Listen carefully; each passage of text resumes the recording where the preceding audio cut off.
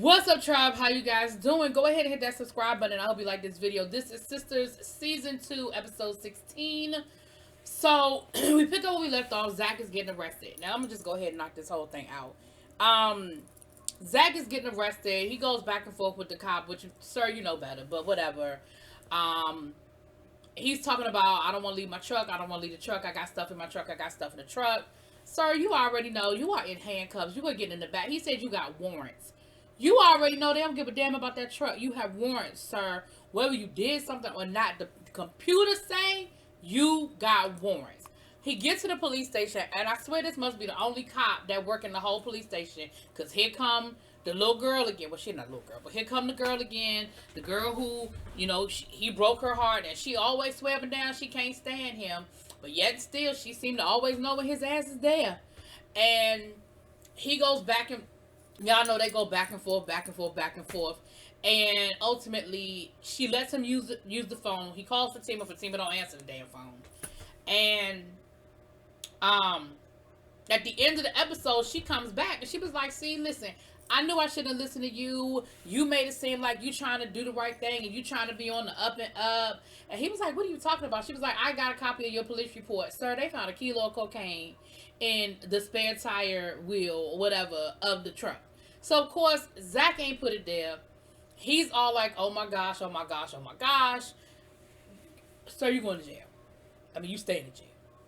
Now, on vice versa, we see a conversation between Fatima and the dude, the lawyer guy, and he acted like he knows something.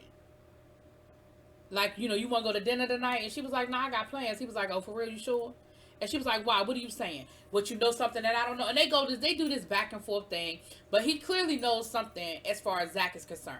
So now I kind of changed my mind. And I kind of agree with some of y'all. Because some of y'all said that y'all feel like the lawyer was the one that's setting Zach up. I kind of agree now. Because how else would he know Zach was going to get pulled over if he ain't... You know what I'm saying? Like if Zach was on the up and up and this whole credit card thing didn't come up, they would have no reason to pull him over. So I'm kind of agreeing with y'all now. Okay, I'm there. Y'all there, we there. We there together. Okay, I feel y'all. Child, listen. Karen and Fatima got this old tied hairdresser scene. Let me explain something to y'all. It ain't nowhere in the world that Fatima rolled up in there with that hair looking the way it looked, and Karen just started flat ironing that. First of all, I don't care that you wash it. Now she gonna ask her, is your hair washed and dry? Girl, if you don't wash that head. And then, even if she was gonna start working on her hair, looking the way it was looking, you gonna blow dry that thing straight first. And before you start flat ironing a damn thing. But I'm gonna pretend like I don't know none of that. Okay, moving on. They basically are having a conversation about their man. Of course, Fatima's talking about Zach. Karen makes these comments about her ex wasn't shit, and he was this and he was that. And Karen was like, well, I met this new guy. He's trying to do better. I mean, he ain't got no money, but I see his vision. And Karen was like, well, my ex ain't had no vision. And they do that whole back and forth thing. And then, of course, she talks about being with a preacher and how he ain't trying to give her none. And she don't know whether that's something she could deal with. Fatima was like, girl, no, bye. I dated a preacher for 3 weeks. I can't do the celibacy. I can't do it. Not me. So, that was their conversation. So then we have Danny and Preston. And they're my favorite couple right now because Danny is really letting her guard down and allowing herself to be in the moment and let Preston know that she really loves him. Well, I don't know about love, but really likes him, and they're really having a moment, He's talking about how he gonna have to find him a job. I think he said he gonna reach out to his cousin who's like 3 hours away, and she was like, damn, you gotta go so far away. And he was like, what else am I gonna do? Cause I mean, I can't go back to my family business. And they have a moment, and he was like, well, you want me to take you to work? She was like, no, you good, stay here, chill out, relax, whatever. Figure it out. Like, just take some time, to take care of yourself. Now, let's be clear. I'm going to go ahead and let this slide that Preston looked that good shirtless, but the night before he was holding his stomach. Like, he don't have no bruises on his stomach, nothing. But I was okay because he did the whole scene without no shirt on. No disrespect. But he could do all his scenes with no shirt on. I don't care. I'm here for the no shirt. I'm all right with that. Now, as she getting ready to go to work, there's a knock at the door, and she talking about something, oh, Lord, that must be the landlord because it's the first of the month. He was like, so... You gonna be paying your rent on time? She was like, nope, I got to the 5th. You know, it's Danny child. But who ends up being at the door is the butt licker, as Preston likes to call him.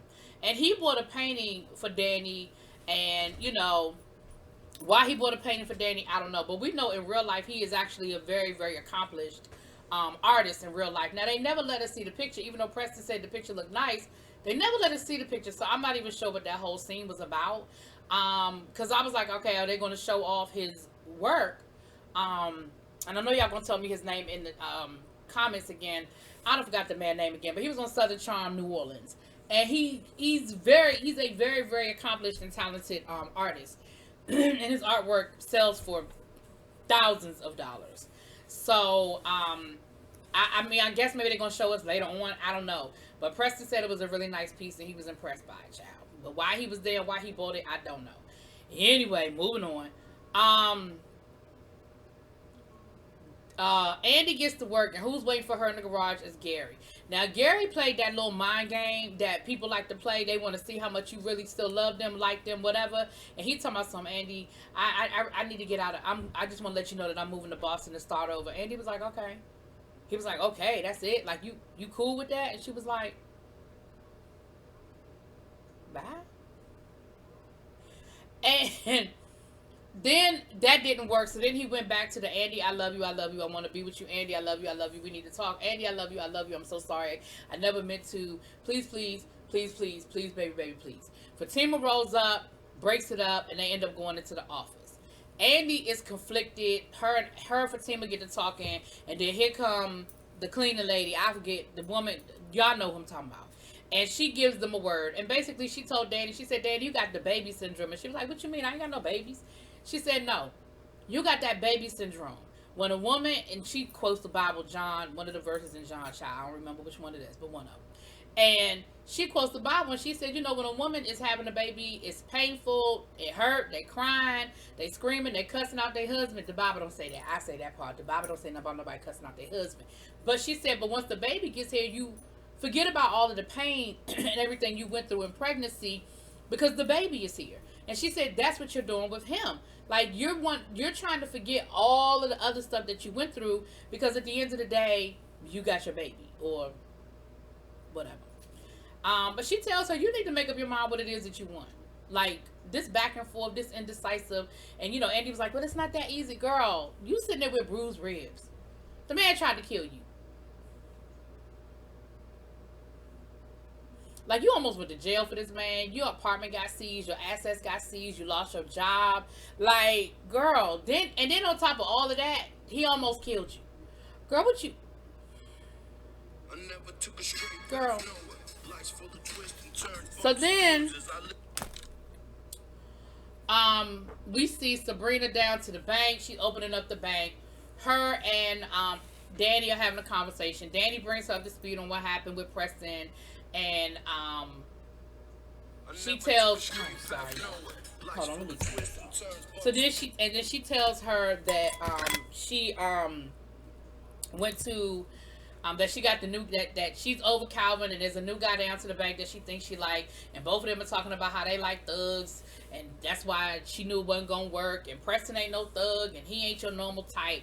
And then the new guy comes in, and him and Sabrina get to flirting a little bit. And just as they get to flirting a little bit, Maurice comes in and breaks that whole thing up. And Maurice is like, I know you're going to ask me about Calvin. And Sabrina was like, no, I'm not. And she rolls out.